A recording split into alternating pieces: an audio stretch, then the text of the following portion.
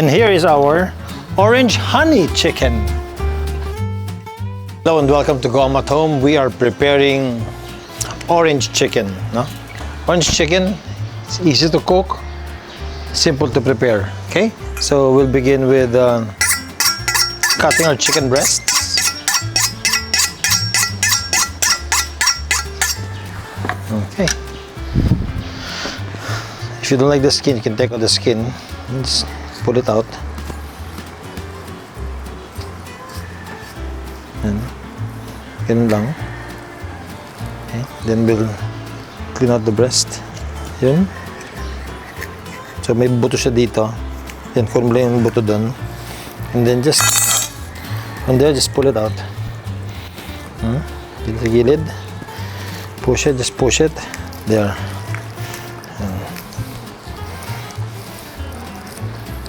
That's one side. Take out one side. Ganun lang.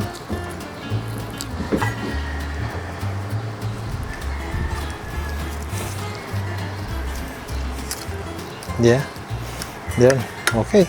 That's it. It's one breast. Second, tagal natin yung skin. Yeah.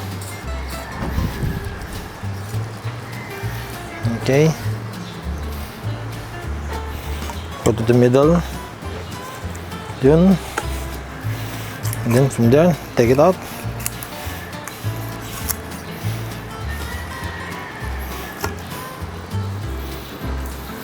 So if you don't want to use your hand, you can use your knife. Yan, ganun lang, oh. Hanggang sa makuha mo na yung meat niya. That's it. And then, cut it into bits like this, bite size, no? Bite size na chicken, yan. Pag fry mo to, medyo liliit pa ng konti. So just like that. And, okay.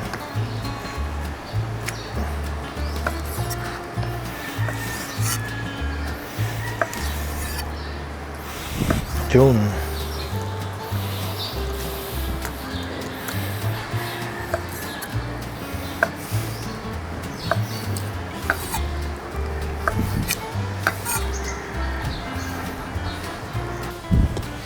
Kuha ko ng bowl, lalagay ko dito lahat. And then I'm going to clean my chopping board.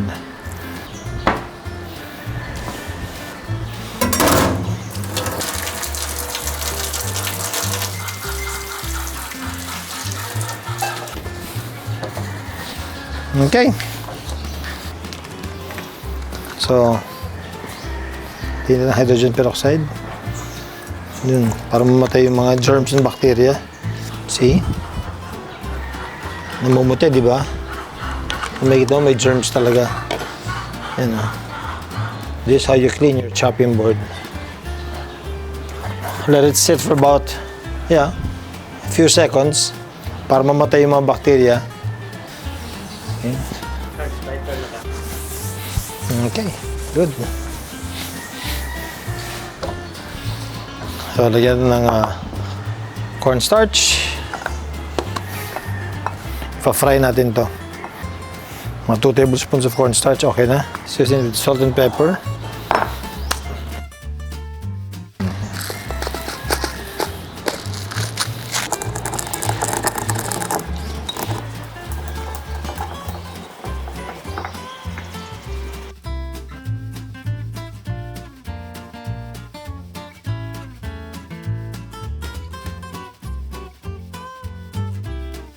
Ano pa? Okay, salt, soy sauce. Okay, good.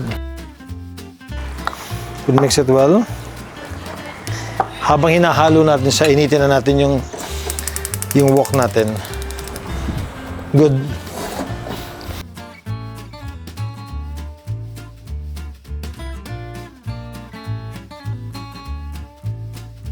Good.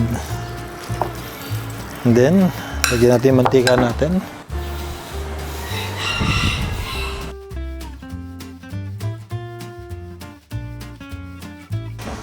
So, habang iniinit natin yan, haluin pa natin ito na mabuti. Para mag-mix talaga na mabuti yung cornstarch dun sa chicken. and yung mga seasoning na nilagay natin. Paano malamang mainit na yung oil mo? Kuha ka ng...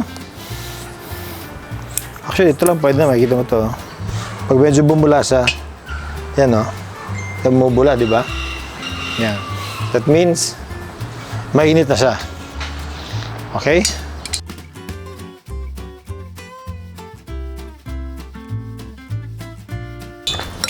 Sige, bagsak.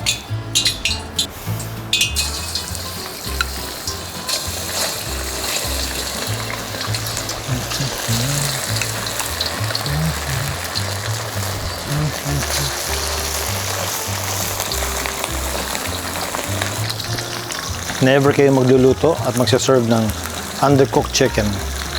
Always make sure na well done ang chicken all the time. Never serve medium rare chicken. No such thing.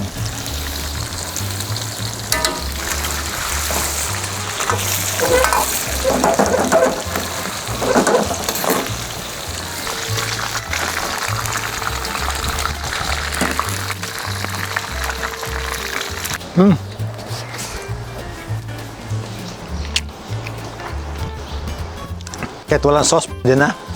So habang niluluto natin yung last na yan, prepare ko na ito, ano, i-prepare ko na itong yung sauce natin, no? So we'll cut up some oranges on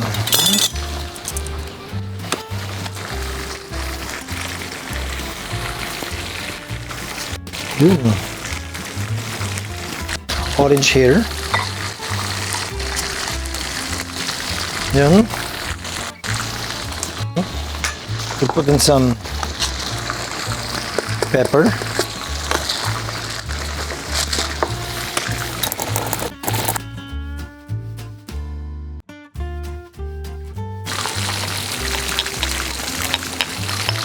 Okay. Put in anise. Yun.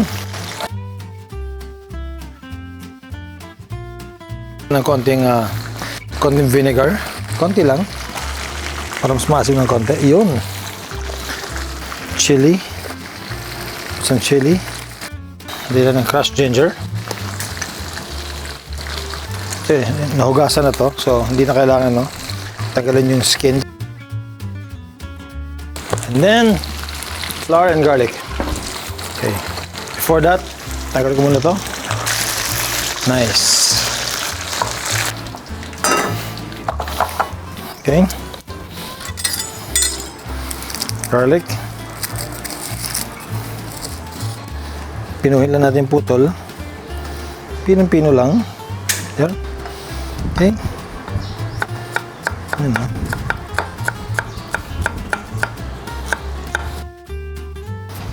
Okay. Then, magsama din dito. Nice. Yan ang salt.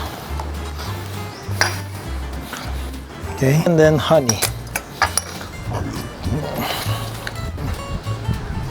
Lagyan natin ng mga, with this one, siguro mga 3 tablespoons of honey. We'll mix it.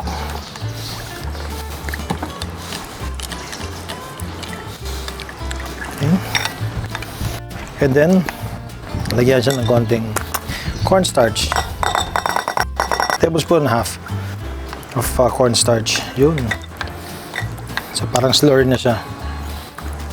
Okay. Ito na gamitin ko. Para hindi magbuo-buo. Yan. Spoon. There you go.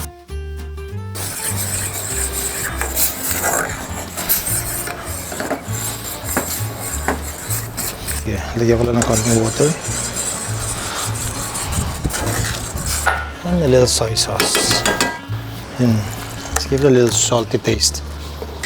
Pag na-clear na siya, cook na yung natin, yung cornstarch natin. And then at the time, luto na rin lahat ng garlic.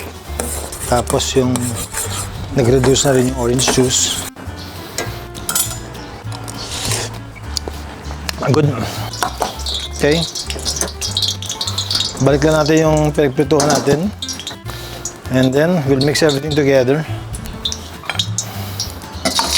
Put it back. chicken natin, no? Lagyan lang yung sauce. Pour it all in. Yung sauce yan. Perfect that. Yan tayo ito.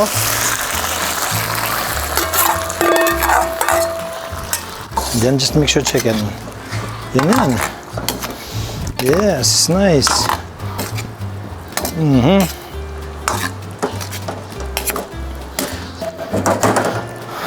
Let it sit for a while. Let it sit there.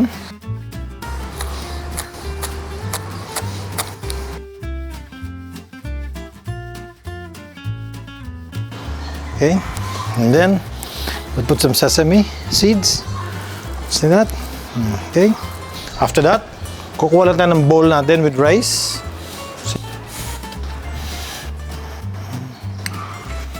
Dito na lahat. Halo lang natin ulit. Nice!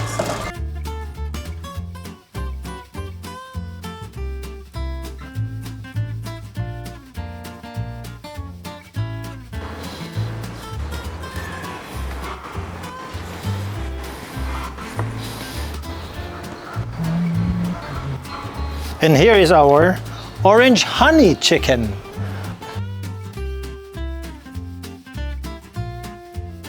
Okay, let's try this. Wow.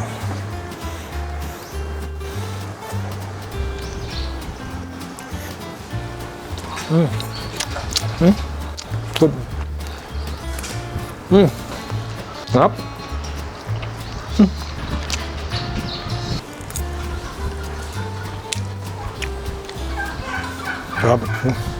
Very good. Here's your orange honey chicken. Nakita niyo naman, it's so easy to prepare. Just fry your chicken with some seasoning at saka cornstarch, and then make your sauce. Ihalo mo siya, bagsak mo siya with rice, and there goes your beautiful food. Wonderful. Okay? So do this in your own kitchen, serve it with your friends, and enjoy it with your family. Thank you for joining me right here in Goma at Home. Please like, subscribe to my YouTube page. I'll see you again next time. Bye.